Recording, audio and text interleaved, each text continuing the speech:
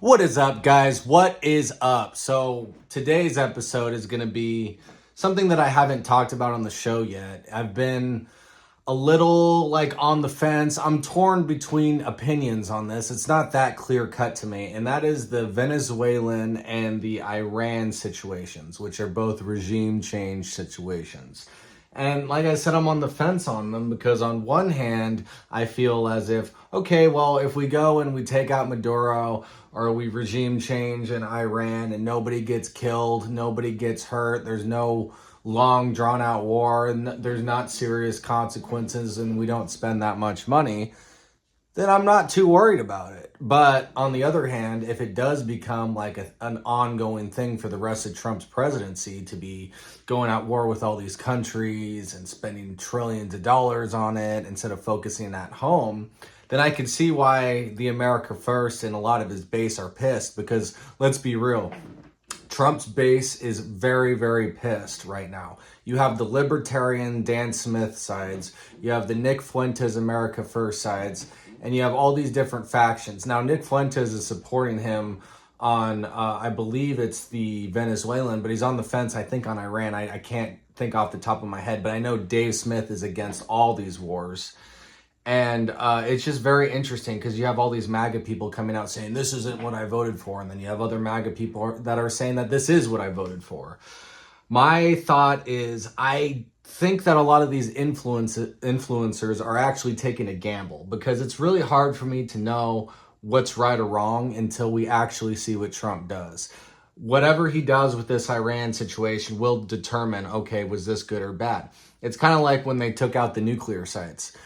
I was really, really worried about that. I was like, shoot, we're going to go through another war. It's like George Bush 2.0, blah, blah, blah. But then it turned out to be a one and done thing. Now we're back at it again, so I don't know what to think yet. But yeah, that's my opinion on it. I'm going to cover the Pierce Morgan debate on it, because today he had a really good debate. But let's cover these clips first, shall we? So, boom. Let's get it going. So I found this interesting, and this is a little encouraging for me. Lindsey Graham, who I cannot stand Lindsey Graham. I think Lindsey Graham is a war hawk. I think he's part of this uniparty deep state BS in Washington. But Lindsey Graham is going viral after appearing drained and miserable. And he's usually all giddy and whoop, whoop, look at me, I'm Lindsey Graham. But drained and miserable. And look at his face when we watch this video. Looking deeply disappointed as reports spread that President Trump refused to bomb Iran. Graham is considered one of the most corrupt politicians in Congress today. So yeah, let's look at his reaction here. There are a lot of headlines out there that are, in my view, not accurate. President Trump's resolve is not the question. The question is, when we do an operation like this, should it be bigger or smaller? I'm in the camp of bigger. Time will tell. I'm hopeful and optimistic that the regime days are numbered. There are a lot. He wants it bigger. He wants it bigger and badder. He wants 10-year, 20-year, 30-year, 40-year plus wars with trillions and trillions of dollars spent and military industrial complex making a lot of money. That's what he wants. That's like his wet dream. But it's encouraging that Trump is thinking it through. At least he's not like the war hawks who are just like, no, bomb them right now. No, send troops right now. No, spend trillions on this. Like the Nikki Haley's, the Lindsey Grahams, the Mitch McConnells, those are all war hawks. But I also found this kind of weird. This is kind of off topic, but Trump's Mar-a-Lago hosted the Israeli government-backed Jerusalem prayer breakfast yesterday morning. The crowd cheered for war for Iran. So obviously Israelis want the war, but this was kind of weird at Mar-a-Lago. Like, look at these weird outfits. A lot of people are saying this is like Eyes Wide Shut at Mar-a-Lago. I looked into it. Apparently, it's like a pet dog charity thing, but I mean, this is like really, really creepy. Eyes Wide Shut. So like, I'm hoping that, look at that. If we are going to war, these This is the cult that's leading the charge, people. But anyway, let's get into the Piers Morgan debate. Michael Knowles, Piers Morgan, other people are on here. This is just we're going to cover some of it. It's an hour and 2 minutes. I suggest watching the whole thing, but we'll watch about a quarter of it if it loads. That we would go flirting with multiple wars of choice at this point. It's not left-wing or right-wing, it's just reckless. We're talking about regime change in Venezuela. The regime is still in place. What we did was depose the leader. We left the vice president in place, and we said, act in a way that is appropriate in accordance with the law and our interests, or we're going to kill you. He just did the regime change in Venezuela. He bombed Yemen and Somalia and Nigeria and Iran. He's threatening Greenland and Panama and Canada and Cuba and Mexico. And you sit there the whole time and act like it's okay. Is there anything Trump can do, Michael Knowles, that you would say, I condemn it, and you hop off the Trump train, or are you going to tickle his taint for the rest of your fucking life? We have a military base, we have mineral connections. And so the idea of taking Greenland by force against the will of the people who live there is absolutely ridiculous. If we were to purchase it, it'd have to happen with their consent. Michael, if you want to come on my podcast, I'll do 2 hours on the Barbary Wars with you. The point is that we're trying to talk about the 5 conflicts going on right now. I've seen plenty of power banks over my 15 years of reviewing tech. I would love to see Michael Knowles and Dave Smith do a debate. I think those guys are both very talented. Pretty loaded. Last time President Trump faced an outpouring of angst over the apparent demise of America First, he made it very clear that it really means whatever he wants it to mean.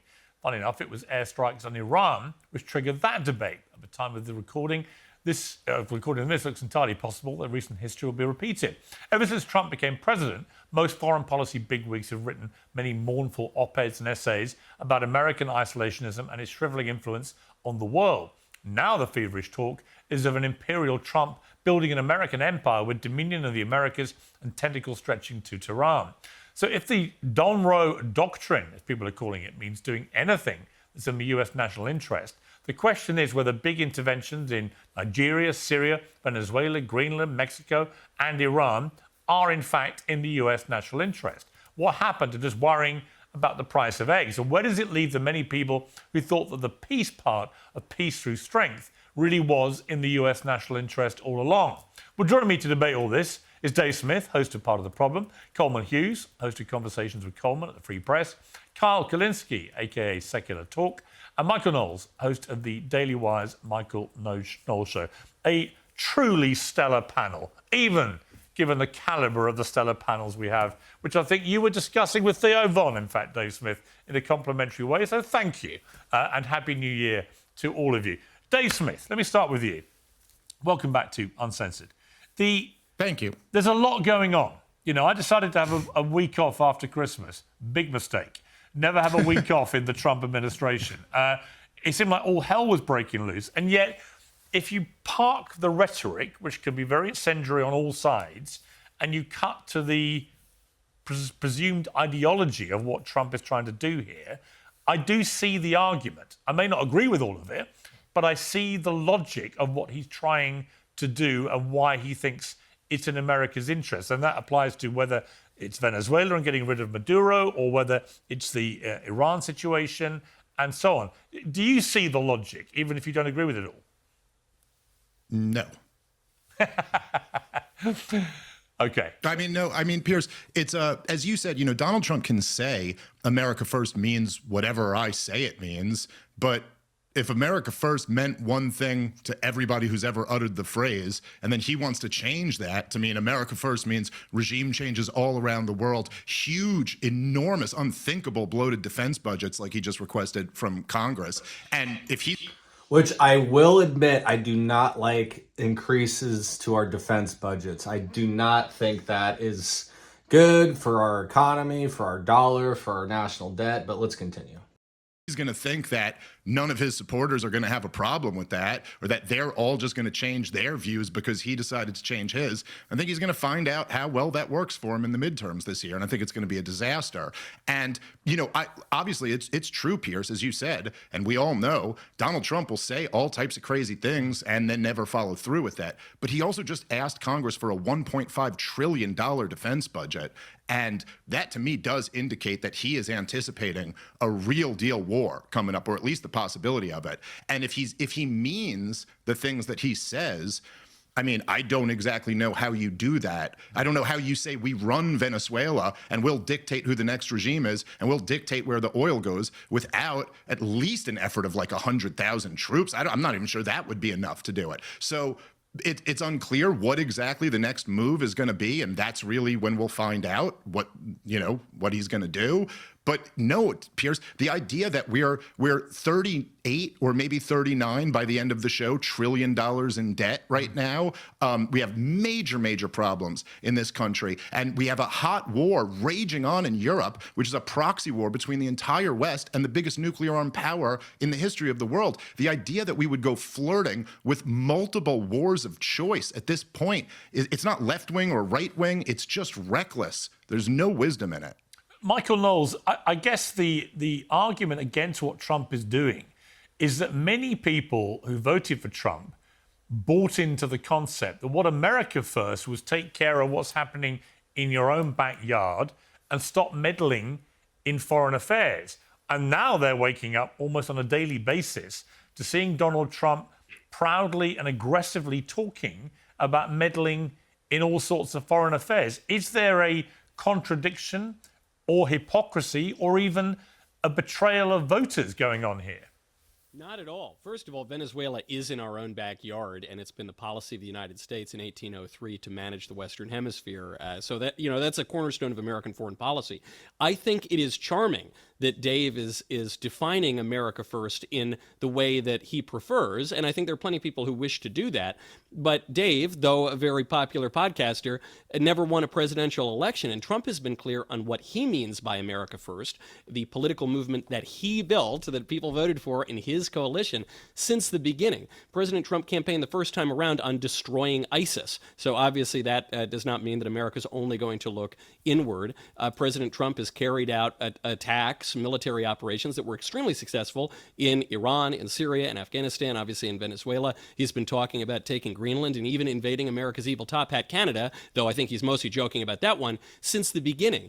So that's what that means. And what it comes down to is that America is a global empire. We just are. People can be upset about that, but unless your geopolitics comes strictly from Reddit, if your geopolitics actually comes from history, you recognize that we've been an empire since the Louisiana Purchase, okay? And we've been a muscular global empire since the Second World War. So President Trump's vision, I think, actually rejects two extremes. It rejects a conservative isolationism, and it rejects a liberal internationalism, and it posits a conservative imperialism that says that we are going to recognize our role in the world.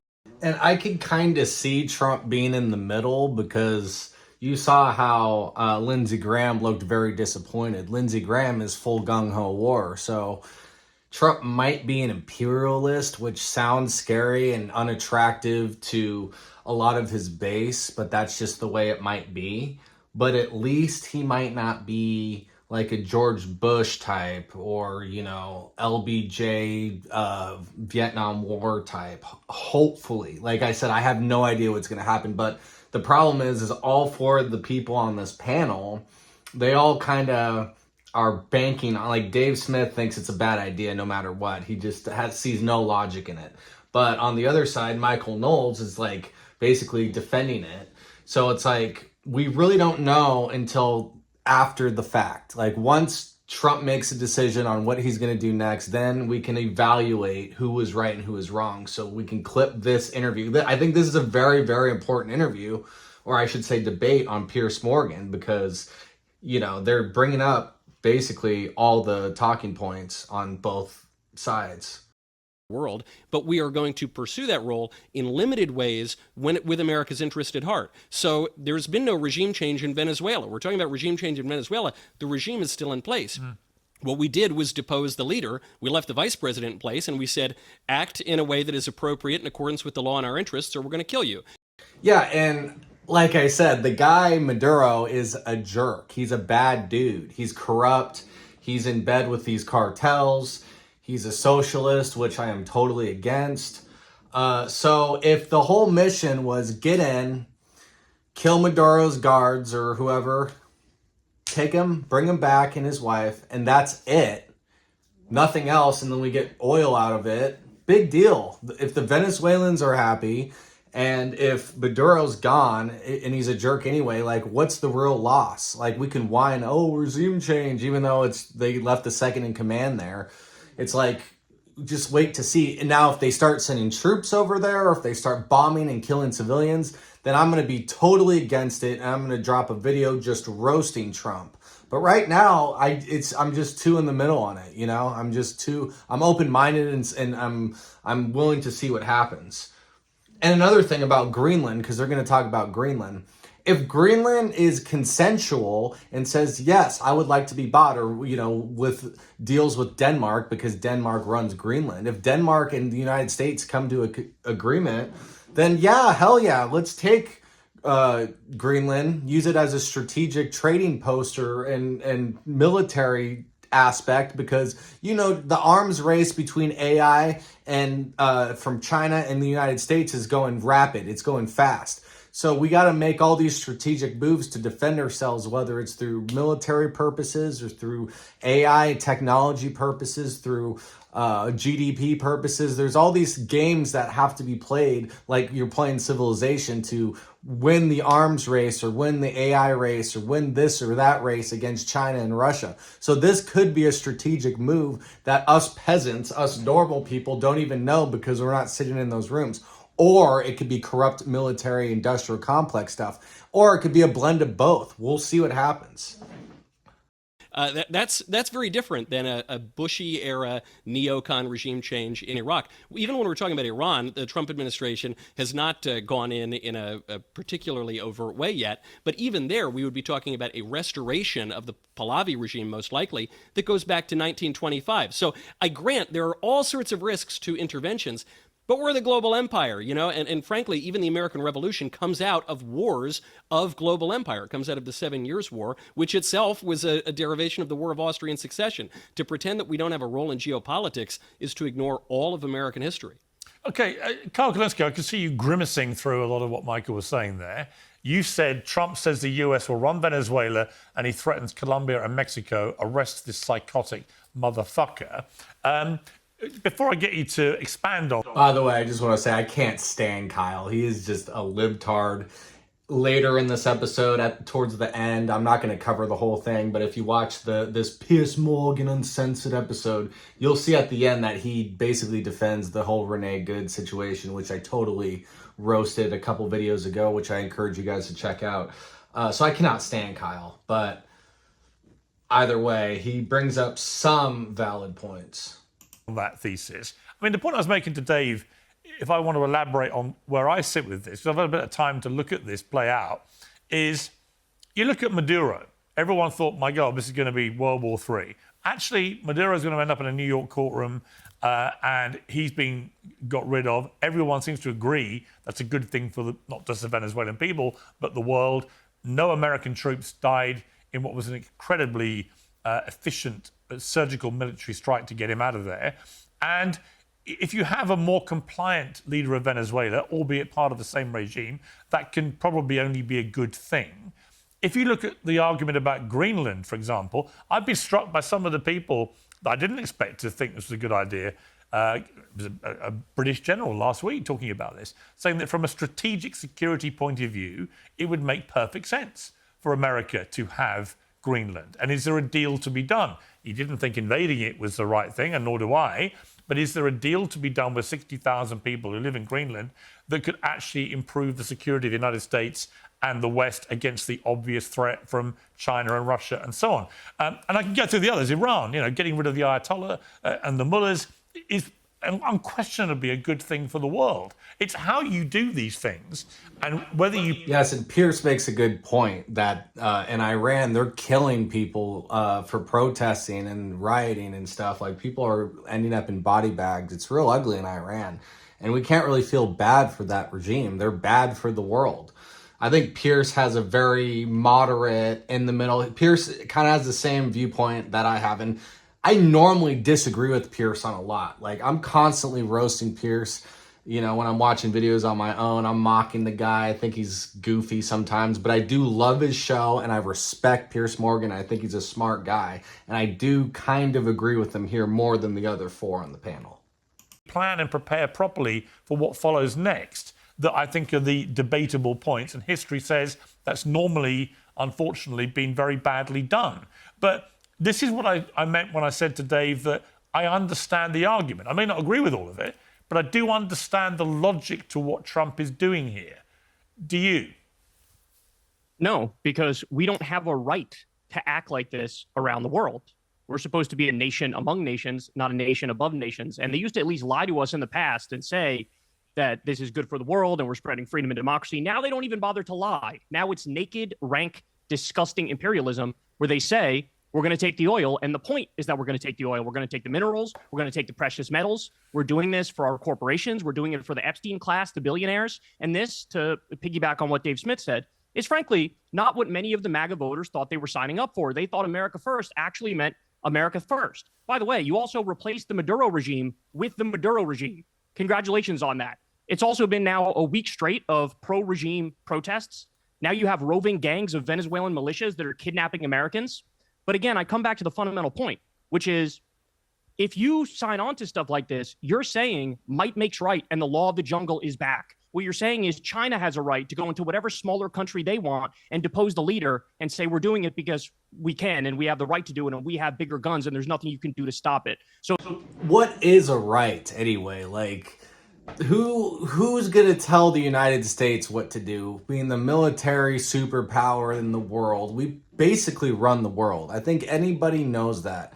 Other than Russia and China, who are also kind of running the world, it's a fight between who's going to run the world, between the United States and China. So the United States kind of I think a right is a stupid way to phrase it. Like, it's not that the United States has a right. It's like the United States could just do what they want. Whether it's good or bad is debatable. That's why we're debating it. But as of right now, like I said, taking out Maduro, taking out the Iran regime, and not having these long wars isn't such a bad thing. But let's continue. Because, obviously Kyle is just going to roast Trump no matter what, because Kyle is left wing. They're never going to address that fundamental question, which is why do we have a right? Do we actually believe in international law, or was that all a joke? Are we rolling the clock back to the 1700s and the 1800s, and we're going super primitive style here? And I think the answer to that is yes. They want to go super primitive style. Today's show is sponsored by Oxford. So crazy. Oh, guys. We'll give Pierce his little ad, shall we? Weight loss throughout the day. Optimum Night helps you relax and get deep, refreshing sleep. They have countless success stories, including from some very familiar faces. England legend Michael Owen, who lost 40 pounds. AFTV's Robbie, who lost more than 100 pounds. To watch their full stories and many more, scan the QR code on your screen or visit oxfordnatural.com/peers. And here's the best part. Use the code PEERS and get 70% off your first order. Yes, 70% off with the code PEERS. All right, Pierce, you got your ad. Congratulations. International law goes back to antiquity. It's not some creation of modernity, whether we're talking about the 1700s or the 20th century. The Geneva Conventions, the Nuremberg Tribunal, the Geneva Conventions and the Nuremberg Tribunal? Yes, those exist, but international laws, the jus gentium, goes back to antiquity. However, unfortunately, a lot of our liberal friends think history began a few decades ago. The League of Nations was useless. It fell apart, and that's why we had the UN. That's why we had the Geneva Convention. Right, I'm talking about millennia ago, because we looked not at merely piles of millions but it's true. of Woodrow dead Wilson bodies, failed and with we the said League of that's a Nations. bad idea. We looked at piles of millions of dead bodies and said that's a bad idea. Let's not do that anymore. Let's actually have a framework and rules and laws. And Trump is blowing that up. By the way, he bombed fishing boats from Venezuela, Trinidad, and Tobago, and Colombia. He just did the regime change in Venezuela. He bombed Yemen and Somalia and Nigeria and Iran. He's threatening Greenland and Panama and Canada and Cuba and Mexico. And you sit there the whole time and act like it's okay. Is there anything Trump can do, Michael Knowles, that you would say, I condemn it, and you hop off the Trump train, or are you going to tickle his taint for the rest of your fucking life? No, there have been plenty of Trump. Oh my God! Why does he have to go there? Can't this just be a serious debate? Why does Kyle have to be such a left-wing troll? I mean, come on, dude. Like, I will say this though. I will say this to Kyle's credit. Later in this interview, they talk about Epstein a little bit, and Michael Knowles kind of defends Trump with Epstein. And I think we all know logically that that's Trump's Achilles heel. That's Trump's weakness, is the Epstein stuff. We all know Trump looks bad with that. Like, come on. So you can't defend Trump with everything. But, you know, when Ben Shapiro is your boss, you kind of have to, like, follow the rules, is what I should say. Policies that I've criticized, because he's only right about 99.78% of the time. So the First Step Act I thought was a misstep. But I would say oh my God, Kyle, stop calling him a cuck. Like, okay, Michael Knowles supports Trump on 97. Just debate the issue. Like, why you gotta insult people? Can't liberals just have an intelligent conversation without calling people cucks or calling people all sorts of things and accusing them of stuff? Like, come on, Kyle, you know better than that. Actually, you don't, Kyle, because this is why I don't like Kyle. Kyle bugs me. Kyle's like a smug liberal, and smug liberals bother me. I'm sorry. Let's continue. Excuse me. I would say the rest of the administration has been very successful. What's your problem? What's my your problem? Is criticism? that you're a cuck and you're a hack and you're not an independent thinker and you're meat riding Trump. Why do you and say you that? know that what he's doing in imperialism, I just answered your and question. you don't care. I just answered your question, and I corrected Congratulations. You rented your brain to a war criminal, pedophile, rapist. I hope you're happy. A war criminal, pedophile, rapist? Do you brought up a point. You brought up international law, and you made a very false point, a dumb point, which is that international law began only a few hundred years ago. I corrected you, and I pointed out that the international law is part of the Western tradition. Excuse me one second.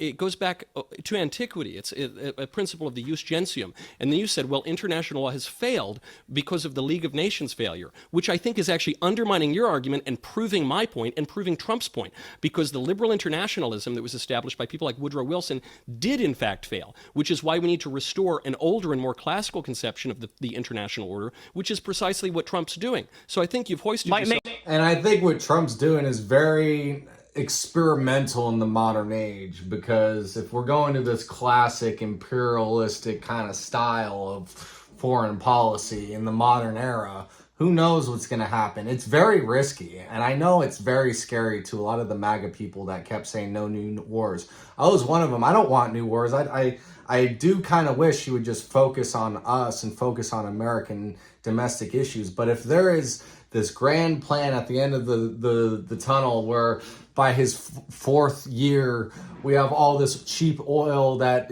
I'm not saying cheap as in quality cheap, but like gas prices are low, people's wages are higher, we have all these minerals, and South America is safer and all this stuff. If that is accomplished from that, then I'm okay with it, as long as people aren't dying. Like, I'm against people dying in this Israel-Palestine war. I think that should be over. I don't want anything like that. I don't want to run things like the Israelis do. I want to run things cleanly and quickly, like Trump says he's going to do, cleanly and quickly. One strike, that's it. Don't kill anybody. Kidnap Maduro, that's it. Like, please, Trump, just don't do anything insane. Don't try to take over the world.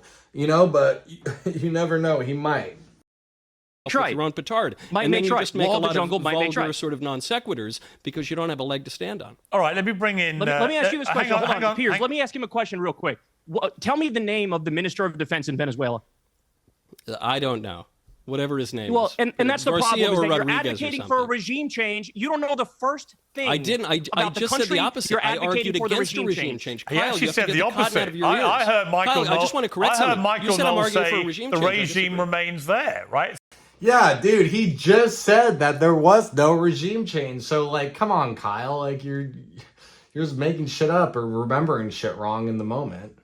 So he said the opposite, in fact. I want to bring in Coleman. No, but he wanted to take out Maduro. Don't give me that cutesy little BS. Yes, but he made the point that the regime is still... He made the point the regime is still there, and the vice president appears to be much more compliant with running Venezuela the way America would prefer for its national security than Maduro. So that's what Michael said. He didn't advocate regime change. Let me bring in Coleman Hughes. Coleman, kidnapping the president is well, not hang on, Carl. Let me bring in regime change. Coleman hasn't said a word yet.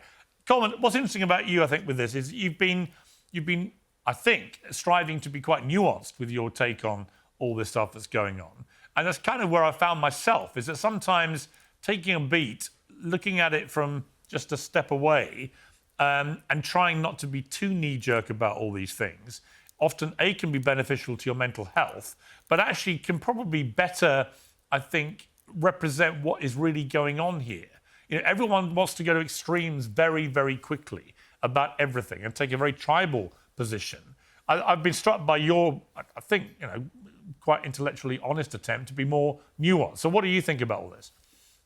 Thank you, Piers. I try to not think about these issues in terms of left versus right or Trump versus the opposition and try to take each issue on its own terms. So let's do that. Venezuela. If the policy here is actual regime change, in other words, not just decapitating Maduro and replacing Maduro with a second worst alternative, if we were to actually affect regime change in Venezuela, that would almost certainly be a good thing for the people of Venezuela and for American interests. Now, if we're going to do this half measure where we just decapitate Maduro and replace him with someone just as bad and then get a bunch of oil, well, that would at best be probably neutral for the Venezuelan people. It would be an enormous waste of U.S. military resources, and I would be very critical of the Trump administration. The truth is, I don't know which path we're going down, right? It's very early. Right. We're getting different signals from Trump depending on the day, different signals from Rubio, and anyone who's confidently prognosticating that they know which path we're going down probably doesn't know what they're talking about. As for Greenland, I think the truth is Trump is extraordinarily reckless in his rhetoric here. We have a situation where we have an ally in Denmark, a NATO ally. We have deep relationships with Greenland already. We have a military base. We have mineral connections. And so the idea of taking Greenland by force against the will of the people who live there is absolutely ridiculous. Now, that said, if we were to purchase it, I think that'd be a good thing. It'd have to happen with their consent. They would have to want it. Right. And I would welcome them as an American, but we absolutely cannot take it by force. Right. See, that to me, Dave Smith, is part of the interesting part of all this, is that it's how this plays out. It's what actually Trump really wants to do. If he does an economic... I mean, take, for example, what China has been doing in Africa for the last 20 years. Mm-hmm. It's been going around Africa pretty quietly, actually, unless you're actually in Africa, and it's been doing endless commercial deals with African countries where they go in, they spend a lot of money on infrastructure and hospitals and bridges and roads and all these things, and in return, they get access to huge amounts of minerals. And that's been going on for 20 years. And that's a kind of economic imperialism. I see no ideological difference between that and what Trump is potentially talking about with Greenland, which is clearly incredibly important strategically, from a security point of view, from a mineral point of view, and so on. And there are only 60,000 people who live there, and it may well be that they're happy to do a deal if the price is right, in which case, what's the difference?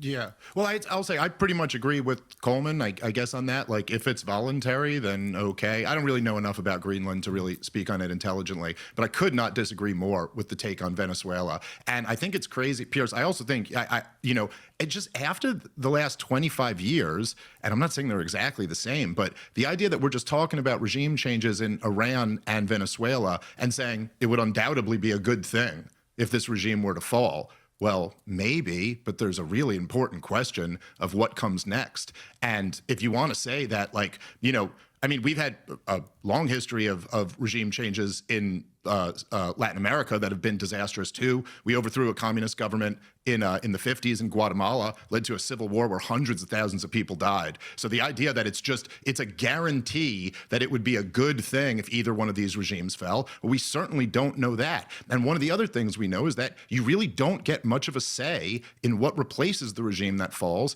unless you're willing to militarily occupy the country. And we've had regime change. We might be able to effect a full regime change without a military occupation, as we did in Libya, as we did in Syria. But those are not great examples where the country worked out. I mean, Syria is hanging on by a hair, and Libya is an absolute catastrophe. And so it's just like, it's very reckless when you start playing. You start dropping bombs on human beings, you start toppling governments, you start kidnapping or taking, leaders of countries, there's unintended consequences that come with all of these things. That's probably the one lesson in all of this military history, is that nobody is smart enough to predict exactly what's going to come next. And so I just think it's, I see this with the situation in Iran. I say Michael Knowles are there. It's like, guys, it's like you hoist up the mission accomplished banner 2 days after the strike. We have absolutely no idea what's going to come of this. Obviously, in the situation in Iran, just right in front of all of our eyes, Pierce, what the goalposts have moved from 60% enriched uranium, which is what me and Coleman were arguing about a few months ago. That's out the window now, right? Nobody even cares about or is pretending there's a nuclear threat. Donald Trump's bragging about how it's obliterated. Then both Benjamin Netanyahu and Donald Trump moved the goalpost to intercontinental ballistic missiles, and then that was the war propaganda for a couple months there. Now it's over whether they shoot protesters or rioters. Not even like an accusation that they're committing a genocide or are a threat to another country. They invaded their neighbor, nothing like that. So I would just say, I think one of the most important lessons, and Michael, who's a history buff, would know that every last one of the founders of this country talked about this all the time, is that you want to be sober and calm and rational. You want to not intervene when you don't need to. There's all types of unintended consequences that can come from these things. And that's So I love Dave Smith, and I did a Dan Bongino video about how he totally owned him, and I agree with a lot of Dave Smith stuff, but I semi-disagree. Now, here's the thing. I agree with the principle, and all those examples that he named with Libya, Syria, Iraq, etc., those were all bad regime change experiments, bad military moments that caused destruction and a lot of consequences. But those are in the past. We don't know what's going to happen yet. I get it. It could seem reckless. It could seem scary. It could seem risky. But we will see what Trump does. And whatever Trump does, we will come back to this panel and say, so-and-so is right and so-and-so is wrong. But that is my thoughts on that, guys. Make sure you like, comment, subscribe, and share. And subscribe on my YouTube channel at Townsley R.